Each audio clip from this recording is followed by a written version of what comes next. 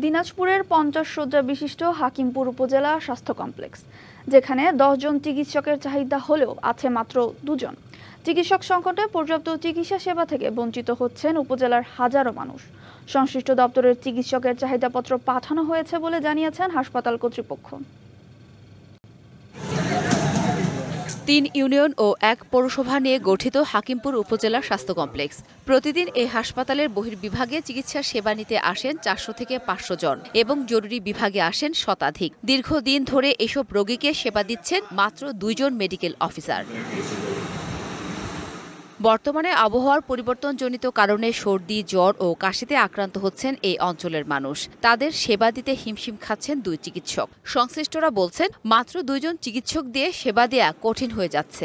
এই 2 ডাক্তার আমাদের খেদমত করবে। ডাক্তার তো আসতে যখন ভর্তি করে তখন আসে না। একটু আইভি ফ্লুইড সংকট আছে, নরমাল স্যালাইন।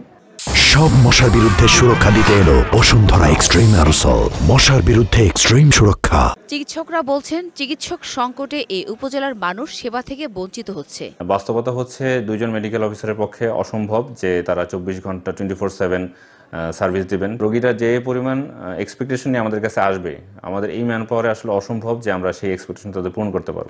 এরই মধ্যে সংশ্লিষ্ট দপ্তরে চিকিৎসকের চাহিদাপত্র পাঠানো হয়েছে বলে জানিয়েছে প্রশাসন। কাগজে কলমে 4 জন থাকলে আমাদের মেডিকেল অফিসার আসে শুধু 2 জন।